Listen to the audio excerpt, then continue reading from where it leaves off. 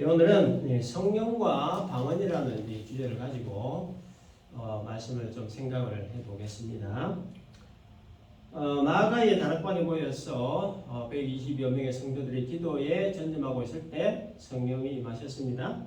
성령께서 임하신 그 때에 대해 1절을 보면은 오순절이라 이렇게 되어 있죠. 오순절은 6월절이 지난 이후에 50일째에 달하는 날이 오순절입니다. 그래서 이 오순절을 우리가 이해하기 위해서는 6월절이 뭔가에 대해서 먼저 좀 짚고 넘어가야 될 필요가 있습니다. 이스라엘 백성들이 애굽에서 종살이 하고 있을 때 출애굽 시킬 것을 계획하신 하나님이 모세를 택하여 보내셨죠. 그러니까 애굽 왕 앞에 선 이 모세가 백성들을 불러달라고 합니다. 근데 애굽 왕은 거부했죠. 여호와가 누구냐 하면서 강하게 거부를 했습니다. 하나님은 이 바로의 완고함과 교만을 꺾으시기 위해서 애굽 땅에 재앙을 내리셨죠. 그 재앙을 당할 때마다 바로 왕은 백성들을 풀어주겠다 이렇게 했지만 재앙이 그치면 그 약속을 또 번복했죠. 그래서 9번의 그 재앙이 임할 때까지 바로는 백성들을 보내주지를 않았습니다. 그래서 하나님 마지막으로 이제 장자의 재앙을 내리기로 했지요. 사람이든 짐승이든 애굽에 있는 첫 번째 것은 다 죽이기로 하셨던 겁니다. 그래서 이게 첫 번째 것을 죽이겠다라고 하는 것은 단순히 첫 번째 것, 말 그대로 첫 번째 것을 죽인다 그런 의미가 아니고 전부를 죽이겠다라고 하는 그런 의미입니다. 구약의 히브리인들 개념에 첫 번째 것은 전부를 대표하는 수입니다. 그래서 첫 번째 것, 즉 장자를 죽이시겠다라고 하신 하나님의 이 선언은 사실상 애굽 전체를 치겠다라고 하는 사망 선고와도 같은 일이었습니다. 그 사망 선고를 바로에게 하셨던 거죠. 그러나 이스라엘 백성들이 살고 있던 이 고센 지역에는 그 재앙이 임하지 않도록 그 방법을 알려주셨는데 그 어린 양을 잡아서 그 피를 문설주에 바르는 방법이었습니다. 그렇게 하면 이 죽음의 사자가 그 피를 보고 지나가도록 하겠다라고 하신 거죠. 그리고 마침내 재앙이 시작되던 날에 장자의 죽음으로 인해 집집마다 통곡이 시작됐지만 그러나 문설주의 어린 양의 피를 바른 이스라엘 백성을 집의 장자는 이 죽음의 재앙이 넘어가게 됩니다. 그래서 이 넘어갔다는 그 의미로 패스오버 이렇게 얘기하죠. 6월절입니다. 그래서 이스라엘 공동체가 바로 이 6월절과 함께 시작이 되었던 겁니다.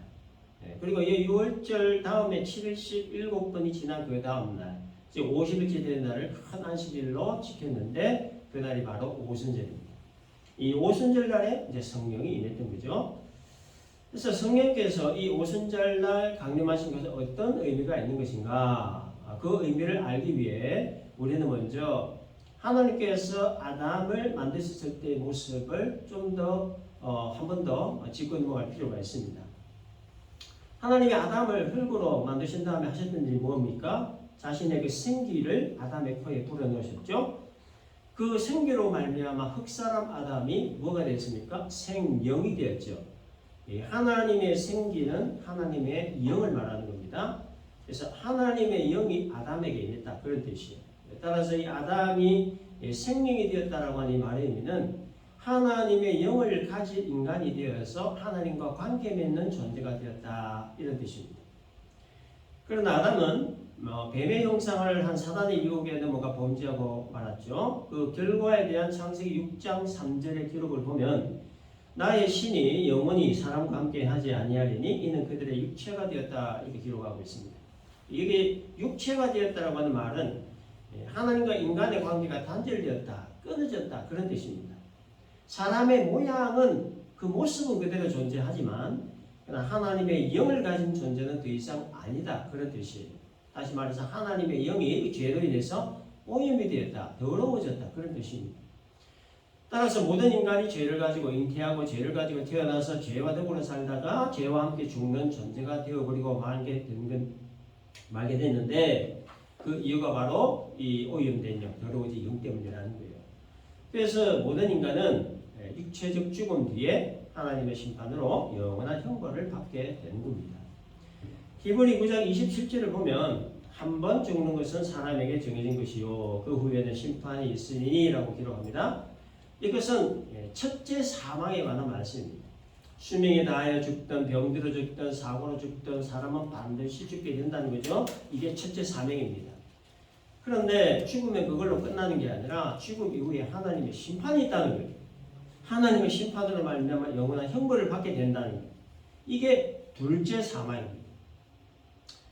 그런데 죄와 함께 살다가 죄와 함께 죽는 이 소망 없는 인간을 불쌍히 여기신 하나님께서 둘째 사망의 해를 받지 않도록, 다시 말해서 하나님의 심판으로 영원한 형벌을 받지 않도록 하나의 방법을 마련해 주셨는데, 그게 바로 죄로 인해 오염된 그 영을 회복시키는 방법이었습니다. 그 더러워진 영을 깨끗하게 씻는 방법이었습니다. 인간에게 주신 하나님의 그 거룩한 영이 오염된 이유가 죄 때문이기 때문에 그 죄를 씻는 일이 급선무였던 거예요.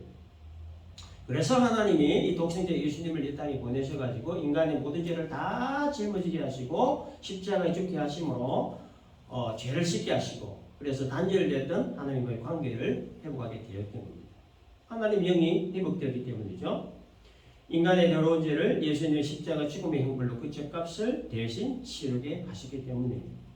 따라서 예수를 영접한 자는 예수의 피값으로 모든 죄를 다 사함을 받았습니다. 오염되었던 하나님의 영이 깨끗해졌기 때문에 하나님과의 관계가 다시 회복되었습니다. 따라서 예수 영접한 자는 영원한 형벌을 위한 심판받지 않습니다. 예수께서 예수 영접한 자들을 사망에서 생명으로 옮기셨기 때문입니다. 요한복음 5장 24절에서 예수님이 이런 말씀하셨습니다. 내 말을 듣고 또 나 보내신 이를 믿는 자는 영생을 얻었고 심판에 이르지 아니하나니 사망에서 생명으로 옮겨내니라. 이런 말씀하고 있습니다. 그러므로 예수 영접한 자에게는 둘째 사망, 즉 영원한 형벌을 위한 심판은 없다라는 거예요. 참고적으로 사망에는 세 종류가 있습니다. 육체적 사망, 영적 사망, 그리고 영원한 사망이 있어요. 육체적 사망은 우리 신체와 영혼이 분리되는 것을 말합니다. 영적 사망은 하나님과 분리되는 것을 말하는 거예요. 그 다음에 영원한 사망은 하나님의 심판으로 말미암아 영원한 형벌을 받는 것, 영원한 형벌을 받는 것, 이게 영원한 사망이에요. 그래서 예수 영접한 자나 영접하지 아니한 자나 모든 인간은 다 육체적 사망을 맞이하게 됩니다. 그리고 모든 사람들은 하나님과 분리된 상태, 즉 영적 사망 상태에 있습니다. 근데 예수 영접한 자는 하나님과 예수의 피로 재결합되었기 때문에 영적 사망을 받지 않습니다. 그러나 예수 영접지 아니한 자는 여전히 하나님과 분리된 상태에 되어져 있기 때문에 영적 사망 상태에 있는 거예요. 따라서 영적 사망 상태에 있는 예수 영접하지 아니한 자는 하나님의 심판을 피할 수 없게 되고 그 심판으로 말미암아 영원한 지옥의 형벌을 받게 되는 겁니다. 이게 바로 영원한 사망입니다. 자, 이것이 사망에 대한 우리 개혁교회의 신학적인 정의입니다. 참고적으로 알아두시면 좋을 것 같습니다. 네, 다시 이제 본문으로 넘어와서요. 자, 예수님께서 인간의 죄를 대속에 죽어주신 것, 이게 바로 구약의 의미로 유월절입니다. 문설주의 말은 그 어린 양을 피를 본 죽음의 사자가 넘어갔듯이 인간의 죄를 대신 짊어지고 십자가 형벌을 받고 피 흘려 죽으신 예수를 믿는 자에게 영원한 죽음의 형벌을 넘어가게 하셨던 것, 이게 바로 유월절의 의미랍니다. 그래서 십자가 위에서 예수님이 마지막으로 하셨던 말씀이 뭡니까? 다 이뤘다, 그 말씀이었죠. 죄로 인해 오염된 영을 자신의 피로 회복하심으로, 씻어주심으로 단절되었던 하나님과의 관계를 회복하는 그 일을 완성했다, 그런 뜻입니다. 이제 그 다음 단계가 뭐냐? 이제 성령께서 오시는 일입니다. 왜 오시냐? 예수께서 완성하신 구원의 길에 들어선 자들에게 구원을 선언하시고 증명하시기 위함입니다.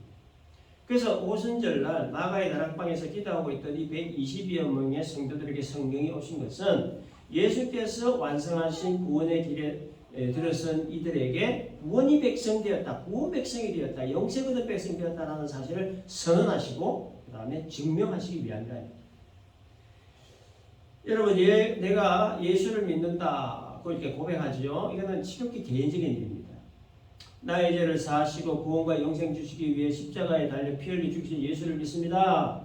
이거는 개인적인 신앙 고백입니다. 어느 누구도 대신해 줄 수 없는 거죠. 지극히 주관적인 신앙 고백입니다.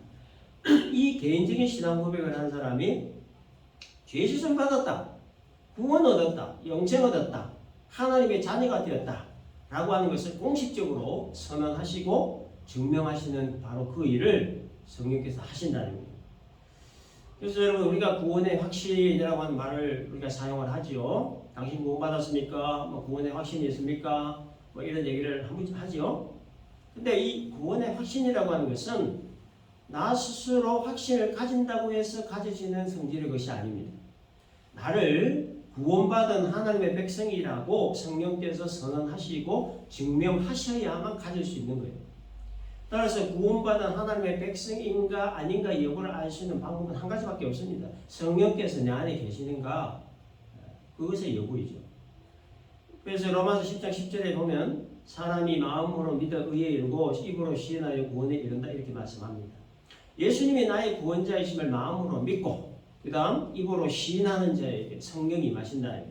그리고 내 안에 오신 성령이 하시는 그 첫 번째 일이 내가 구원받은 하나님의 자녀가 되었다는 것을 공식적으로 선언하시고 증명해 주신다는 거예요. 증명. 그래서 구원의 확신을 가질 수가 있는 겁니다. 성령께서 나로 하여금 구원의 확신을 가질 수 있도록 하시기 때문에 내가 구원의 확신을 가질 수 있게 된다는 거예요. 나라고 하는 존재, 내가 구원의 확신을 가진다고 해서 구원받은 자라고 선언이 되거나 증명되는 것이 아니라고 하는 거예요. 그거는 성령께서만이 하시는 일이라는 겁니다. 모든 일이 그러하지만 특별히 구원에 관한 것은 우리 인간은 지극히 피동적입니다. 그리고 피동적일 수밖에 없어요. 구원에 관한 인간이 할 수 있는 건 아무것도 없다는 겁니다. 그렇죠? 모든 사람이 다 죄로 인해 가지고 육체적인 죽음, 영적인 죽음, 영원한 죽음에 처해 있는데 그 중에 나를 포함한 얼마를 하나님이 택하여 주셔서 자기 백성 삼아 주신 것. 이거는 인간의 어떤 노력이나 수고나 공로로 된 일이 아니죠.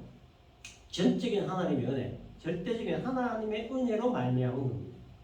그래서 에베소서 2장 8절을 보면 너희는 그 은혜에 의하여 믿음으로 말미암아 구원을 받았으니 이것은 너희에게서 난 것이 아니요 하나님의 선물이라 이렇게 명확하게 말씀하고 있는 거예요.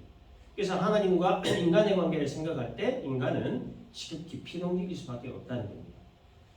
로마서 5장 8절 보면 우리가 아직 죄인 되었을 때에 그리스도께서 우리를 위하여 죽으심으로 하나님께서 우리에 대한 자기의 사랑을 확정하셨다고 했습니다. 아무것도 할 수 없는 무능력과 무기력과 무지의 상태에 있던 죄인들에게 먼저 찾아오신 분이 하나님이시라는 말입니다. 죄인들에게 먼저 손을 내미신 분.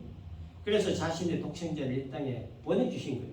하나에서 열까지, 처음부터 마지막까지 모든 것을 하나님이 먼저 하셨고 모든 것을 하나님이 끝까지 이끌고 가신다는 말입니다.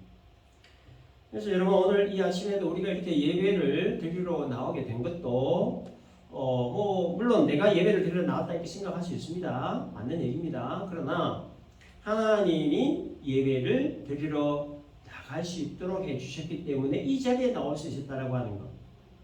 이렇게 보이지 않는 하나님의 손길이 우리를 이끌고 계신다 하는 것을 우리는 항상 인식을 해야 합니다. 하나님을 알고 믿는 것도 하나님의 은혜요. 지금까지 지켜주시고 인도해 주시는 것도 하나님의 은혜요. 예배 추수를 주신 것도 하나님의 은혜요. 예배 드릴 수 있는 마음 주신 것도 하나님의 은혜고 하나에서 열까지 모든 것이 하나님의 은혜로 말미암이라고 하는 것 우리가 항상 인식하면서 우리가 살아가는 것이 참 중요합니다. 그 다음에 성령께서 제자들에게 오셨을 때 나타난 현상들에 대해 2절 3절을 보면 후련히 하늘로부터 급하고 강한 바람 같은 소리가 있어 그들이 앉아서 온 집에 가득하며 마치 불의 혀처럼 갈라지는 것들이 그들에게 보여 각 사람이 하나씩 임하였더니라고 기록되어 있습니다. 그러니까 성령이 임하신 인생을 두 가지로 묘사하고 있죠. 급하고 강한 바람 같은 소리 그리고 불의 혀처럼 갈라지는 것들 두 가지로 묘사하고 있는데요. 자, 이거는 성령께서 임재하신 모습을 비유적으로 표현한 말입니다. 성령이 바람이다 혹은 불이다 그런 말이 아니고 바람과 불로 비유한 것입니다. 바람과 불이 의미하는 게 무엇이겠습니까? 바람은 강한 힘을 가지고 있지만 눈에 보이지는 않죠. 다만 이 바람에 의해 나타나는 현상을 통해서 아 바람이구나 이렇게 알게 된다는 겁니다. 근데 보이지 않는다고 해서 존재하지 않는 것은 아니죠. 마찬가지로 성령의 임재하심은 우리의 눈으로 볼 수 있거나 손으로 만져지는 건 아니지만 나타나는 어떤 현상을 보고 알게 된다는 겁니다. 그리고 불은 태우는 것을 이렇게 상징하는데 성령을 불로 이렇게 표현한 이유가 성령이 더러운 죄를 태워 없애는 분이시기 때문에 이렇게 표현을 한 겁니다. 더러운 죄를 태워 없애고 나아가 그 죄를 심판하는 일을 성령께서 하신다 하는 그 의미로 성령을 불로 표현을 한 것입니다. 성령께서 이렇게 급하고 강한 바람 같은 소리로 또 불의 휘처럼 갈라지는 모습으로 120여 명의 성도들에게 임하셨을 때 어떤 현상이 나타나느냐 4절 보니까 그들이 다 성령의 충만함을 받고 성령이 말하게 하심을 따라 다른 언어들로 말하기를 시작하니라 이렇게 기록되어 있습니다. 소위 말하는 방언의 역사가 나타났습니다. 방언. 이 방언에 대해서는 여전히 신학적 이슈가 되고 있는 주제고 참 말이 많은 주제입니다. 뭐 아시겠지만 한국의 한때 그 어느 교단에서는 뭐 방언 못하면 구원 못 받는다. 뭐 방언은 구원의 증표다라고 하면서 뭐 이 강아지 외에는 다 방언해야 된다. 뭐 이렇게 강조했던 적이 있었습니다. 이것 때문에 이제 이단 사입이 이단 시비가 있기도 했었습니다. 근데 여러분 이 방언에는 두 종류가 있습니다. 사람의 방언이 있고 그다음에 천사의 방언입니다. 이 사람의 방언이라고 하는 것은 이 지구상에 존재하는 방언을 말합니다. 이 천사의 방언이라고 하는 것은 지구상에 존재하지 않는 천상의 방언을 말하는 거예요. 그래서 오늘날 이 교회에서 이 성도들이 하는 방언은 거의 대부분 이 천상의 방언들입니다. 하나님과 자기와의 깊은 영적인 만남, 기도를 통해 주시는 하나님의 선물이죠. 그래서 이 방언 기도를 하는 사람은 그때부터 이 기도에 자신감을 가집니다. 그래서 기도도 아주 오래 하죠. 뜨겁게 하죠. 그리고 이 방언 기도를 하고 나면 뭔지 모를 은혜, 뭔가 자신감에 사로잡히게 됩니다. 그런데 이 천상의 방언은 뜻을 모릅니다. 방언으로 자신이 기도를 했는데도 그 내용이 뭔가를 무슨 뜻인지 본인도 모르고 듣는 사람도 모릅니다. 그래서 이런 천상의 방언은 반드시 통역이 필요한 방언입니다. 그래서 고린도전서 14장 5절을 보면 만일 방언을 말하는 자가 통역하여 교회에 덕을 세우지 아니하면 예언하는 자만 못하니라 이렇게 말합니다. 통역이 없는 방언은 교회에 덕이 되지 않는다 그런 얘기죠. 그리고 고린도전서 14장 4절에서 방언을 말하는 자는 자기의 덕을 세운다 이렇게 얘기합니다. 그래서 방언은 자기 개인의 신앙에 도움을 위한 목적으로 하는 것이다 이렇게 성경은 말합니다. 그런데 120여 명의 성도들에게 임하신 성령으로 말미암아 나타났던 이 방언은 지구상에 존재하는 방언이었습니다. 그 5절에 보면 바벨론에 의해서 남유다가 멸망당한 이후에 각 나라로 흩어졌던 유대인들이 거처하는 그 나라 이름들이 쭉 열거가 되죠. 바데, 메데, 엘람, 메소포타미아, 유대, 갑바도기아, 본도, 아시아, 부르기아, 밤빌리아, 애굽, 미디아, 로마 등등등 나오죠. 자 이렇게 흩어져 살고 있는 유대인들이 이 오순절 절기를 지키기 위해서 이제 예루살렘에 왔는데 이 사람들이 각각 자기 나라 말로 기도하는 것을 이렇게 듣게 됩니다. 실제로 보면 다 놀라 신기하게 얘기할 보라 이 말하는 사람들이 다 갈릴리 사람이 아니냐. 우리 각 사람이 남곡 방언으로 듣게 되는 것이 어찌 됨이냐. 그리고 12절에 다 놀라 당황하여 서로 이르되 이 어찌 된 일이냐 하면서 아주 놀라움을 금치 못합니다. 심지어 어떤 사람은 13절에서 술에 취했다 하면서 조롱을 하기도 했습니다. 그래서 이 예루살렘에 사는 사람들이 다른 나라의 말로 기도를 했다 이것은 무엇과 같은 것이냐. 마치 우리가 여기서 합심기도를 하고 있는데 어떤 사람은 일본말로 기도를 하고 어떤 사람은 중국말로 기도를 하고 어떤 사람은 저 아프리카 말로 기도하는 것과 같은 거예요. 그러니까 얼마나 신기하고 놀랍겠습니까? 뭐 일본어를 배운 적도 없고 중국이나 아프리카 말을 배운 적도 없는 사람들이 일본말로 유창하게 기도를 하고 중국어나 아프리카어로 아주 유창하게 기도를 한다고 하면 얼마나 놀랍고 신기한 일이겠느냐 하는 겁니다. 그래서 이 본문에 나타난 상황이 바로 이런 상황입니다.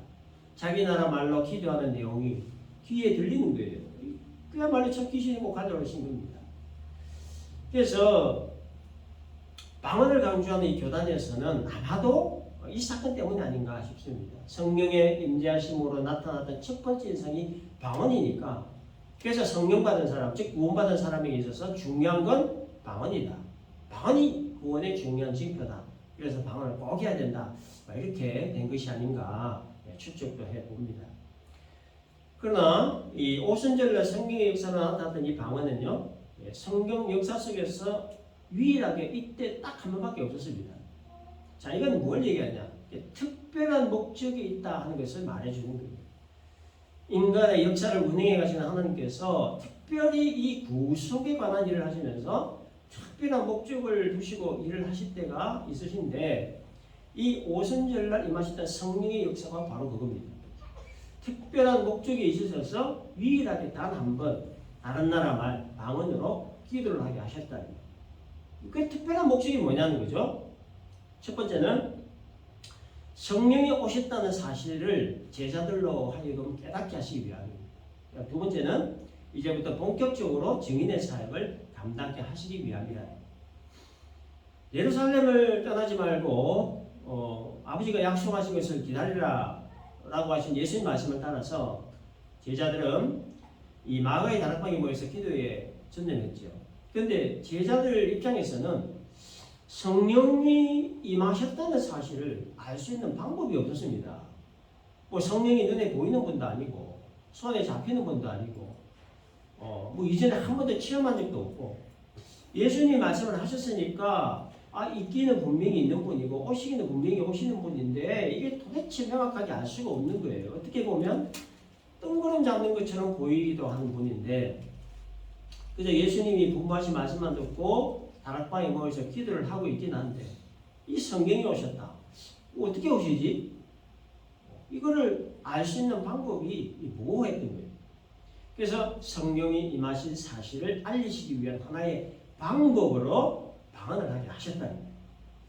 그리고 그것도 중요한 것은 창세기 11장에 바벨탑 사건 나오죠. 바벨탑 사건으로 인해서 이 언어가 다 혼잡하게 됩니다. 다 뿔뿔이 흩어지게 살게 되죠. 혼잡하게 된 이후에 사람들이 각 언어를 따라 각 나라 민족을 형성하고 경계를 이루어 흩어져 살게 되었는데 오순절날 성령의 임하심으로 나타난 이 방언을 통해서 혼잡하게 되었던 그 언어가 다시 하나가 됐다, 회복되었다 하는 것을 상징하는 일입니다. 그것보다 더 중요한 의미는 이제 성령 받은 제자들이 온 유대와 예루살렘과 사마리아 땅끝까지 온 세계가 복음으로 통일되도록 예수 증인의 사명을 실행에 옮길 것에 대한 사명적 의미가 여기에 있는 겁니다. 그래서 결론적으로 마가의 다락방에 마셨던 성령으로 말미암아 나타났던 이 방언은 제자들로 하여금 성령이 임하셨다는 사실을 깨닫게 하시고 이제 성령이 임하셨으니까 예수께서 분부하셨던 땅끝까지 복음 전하라는 그 사명을 실행에 옮겨라. 그 목적으로 방언을 하게 하셨다는 겁니다. 다른 언어로 인해 가로막혀 있던 나라와 민족이 복음으로 모든 장벽을 허물고 또 복음으로 예수 안에 하나가 되게 하라는 목적으로 방언을 주셨다는 겁니다. 그래서 이 언어의 장벽과 민족의 막힌담을 복음으로 무너뜨리는 사건, 교회의 역사적인 출발을 알리고 복음의 역사적인 출발을 알리는 사건, 그 사건이 바로 성령의 임재하심으로 말미암은 방언이다라고 하는 겁니다. 그리고 실제적으로 이제 오순절 성령 강림하신 이후에 이 성령의 충만함을 받았던 제자들은 이제 그때부터 본격적으로 복음을 전하기 시작하죠. 근데 제자들이 복음 전할 때 방언을 했습니까? 아닙니다. 그냥 자기 말로 했습니다. 근데 그 복음은 유대와 예루살렘과 사마리아를 거쳐 땅끝까지 지금도 여전히 전해지고 있습니다. 그러므로 오순절날 성령이 임하신 가장 큰 목적은 궁극적으로 복음을 전하는 거예요. 다이너마이트와 같은 폭발적인 권능을 받아서 땅끝까지 복음 전하는 예수 증인되는 것. 이것이 성령 강림의 목적이고 방언을 하게 하셨던 목적이었다라는 겁니다. 이제 성령의 권능을 받은 제자들은 그때부터 복음 전하기 시작을 합니다. 복음 전하다 돌에 맞아 죽어가는 스데반을 본 바울은 스데반의 죽음이 당연하다라고 생각했지요. 그런데 다메섹 도상에서 예수님 만난 바울은 그때부터 삶이 완전히 바뀌었습니다. 그리고 자랑으로 여기고 있던 모든 세상적인 것들을 다 배설물로 여기고 오직 십자가와 부활을 전하는 복음의 사도가 되어서 평생을 복음 전하는 일을 하다가 순교를 하게 됩니다. 뿐만 아니죠. 베드로는 로마의 복음을 전하던 중에 네로 박해 때 순교했습니다. 요한은 도미티안 황제 때 밤모습에 유대됩니다. 야고보는 헤롯 아그리파 1세에 의하여 목배임을 당하게 순교합니다. 안드레는 아가야에서 X자형의 십자가에 못 박혀 순교했습니다. 빌립은 소아시아 부르기아에서 복음 전하다가 감옥에 갇힌 후에 기둥에 매달려 처형되었습니다. 도마는 인도 코르만델에서 군인들이 던진 창에 몸이 관통돼서 죽임을 당했습니다. 바돌로메는 산채로 살가죽이 벗겨진 후에 십자가 못 박혀 머리가 베어져 순교했습니다. 마테는 이디오파에서 복음 전하다가 심한 매질을 당한 후에 십자가 처형당했습니다. 알페오의 아들 야고보는 성전 꼭대기에서 떨어뜨림을 당해 죽임당했습니다. 시몬은 페르시아에서 거꾸로 매달린 채 통으로 몸이 잘려지는 죽임을 당했습니다. 야고보의 아들 유다는 페르시아에서 복음 전하다 활에 맞아 순교했고 마띠아는 이디오파에서 복음 전하다 돌에 맞아 죽임당했다. 이렇게 전해집니다. 여러분 이들이 왜 이렇게 살았겠습니까? 삶의 목적이 바뀌었기 때문이에요. 인생관이 바뀌고 삶의 철학이 바뀌고 세계관이 바뀌었기 때문입니다. 한국에도 우리 주기실 목사님을 비롯한 참 많은 순교자들 역시 마찬가지입니다. 어떻게 이런 삶을 살 수 있느냐? 이런 삶을 살 수 있도록 동기를 부여하신 분이 누구냐? 성령님이라는 거예요. 성령을 받으니까 이 삶의 목적이 바뀌더라는 거예요. 인생의 주인이 바뀌더라는 거예요. 성령 받기 전에는 내가 내 인생의 주인이 되어서 내 생각대로, 내 의지대로, 내 힘, 내 능력, 내 방법, 내 뜻대로 살았는데 성령 받고 난 이후부터는 예수님이 내 인생의 주인이 되더라는 거예요. 그래서 그 주인의 말씀대로 살게 되더라는 겁니다. 성령이 인생의 참된 주인이 누구인가를 명확하게 깨닫게 해주시더라는 거죠. 그리고 세상에 태어난 목적이 뭔가 하는 것을 깨닫게 해주시고 뭐를 위해 이 세상을 살아야 하는가도 명확하게 성령께서 깨닫게 해주시더라는 거예요. 그래서 여러분 이 그리스도인을 다른 말로 성령 받은 사람이다 이렇게 표현하는 겁니다. 성령에 내주하는 사람, 성령과 함께하는 사람, 성령의 다스림을 받는 사람, 그 사람이 바로 그리스도인이라는 거죠. 그러므로 예수를 믿고 따르는 참된 그리스도인은 항상 성령의 다스림을 받으며 살아야 합니다. 성령의 음성을 민감하게 캐치하고 성령의 음성에 항상 순종하는 삶을 살기를 위해 몸부림을 쳐야 합니다. 예수님의 성품과 가치관을 배우고 닮아서 예수께서 사셨던 삶을 살아가기를 위해 몸부림을 쳐야 하는 거죠. 그리고 예수께서 보셨던 그 눈으로 세상을 보고 예수님의 그 정신을 배우고 예수께서 걸어가셨던 그 길을 따라가는 삶이 있어야 되는 겁니다. 그 사람이 바로 그리스도인이에요. 성령은 그런 삶을 살아갈 수 있도록 도우시는 분이죠. 그래서 성령을 보혜사라고 하죠. 도우시는 분. 바울을 비롯한 12명의 사도들이 그리고 수없이 많은 그리스도인들이 순교를 마다하지 않고 복음 전하는 일에 매진할 수 있었던 그 원동력이 바로 성령의 다스림을 받았기 때문이다. 여러분 나라고 하는 존재 나는 그렇게 살지 못합니다. 왜죠? 나에게는 여전히 타락한 죄성이 남아있기 때문에 그래서 틈만 나면 죄를 찾고 죄를 즐기려 하는 욕망이 우리 모든 사람에게 있습니다. 그래서 나라고 하는 존재는 하나님을 찾지 않으려는 것, 하나님을 떠나 멀리 가려고 하는 그게 이 인간의 나의 본 모습입니다. 그러나 나를 도우시려고 하는 성령께 나를 맡기고 그분의 다스림을 받기만 하면 인생관이 바뀌죠. 가치관이 바뀝니다. 한 개인의 인생을 변화시키고 가정을 변화시키고 나라와 민족을 변화시키고 세계를 변화시키는 힘과 능력의 근원이 바로 성령이라는 겁니다. 성령 충만해서 권능을 받으면 방언을 하고 몸과 마음이 뜨거워지고 등에 땀이 나고 이 산을 내려 저리를 옮길 만한 강력한 믿음이 생기는 것이 성령의 증거일 수도 있습니다만 그보다 더 중요한 성령의 증거는 변화되는 거예요. 변화. 생각이 변하고 말이 변하고 행동이 변하고 가치관과 삶의 목적이 변하는 거예요. 이게 변화되는 게 성령에 임하셨다라고 하는 강력한 증거라는 겁니다. 성령으로 충만하다라고 하는 그 말의 의미와 그 뚜렷한 증거가 물론 방언이 될 수도 있고 또 뭔가 마음이 뜨거워진 것도 될 수가 있겠지만 그보다 더 근원적인 의미는 변화라고 합니다. 변화. 그래서 성령을 받은 사람, 성령으로 충만하게 된 사람은 성실하지 못했던 사람이 성령 받고 성실한 사람으로 변화되는 거예요. 정직하지 못했던 사람이 성령 받고 정직한 사람으로 변화되는 거예요. 착하지 않았던 사람이 성령 받고 착한 사람으로 변화되는 거예요. 자기만 생각하는 이기적인 사람이 성령 받고 다른 사람을 생각하는 이타적인 사람이 되는 거예요. 이렇게 변화되는 것이 성령의 충만함의 의미이고 또한 성령 역사의 뚜렷한 증거라는 겁니다. 자, 그래서 사도행전 2장 47절을 보면요, 성령 충만함을 받은 제자들이 로 인해서 어떤 결과가 되냐면 온 백성들로부터 칭송을 받았다, 이런 기록이 나옵니다. 예수를 믿는다고 하는 사람, 또 예수 믿으라고 복음 전하는 사람들의 그 말과 행동을 보니까 이게 너무 착한 거예요. 너무 정직하고 성실하고 흩은 소리 안 하고 남 배려 잘하고 너무 매력적인 겁니다. 그래서 어떻게 됐습니까? 주께서 구원 얻는 사람을 날마다 더하게 하셨다, 이렇게 기록되어 있습니다. 제자들이 나가서 그냥 입으로만 예수 믿으라 한 것이 아니고 그들의 말과 행실이 진실하고 착하니까 자연스럽게 예수를 믿는 사람들이 생기더라는 거예요.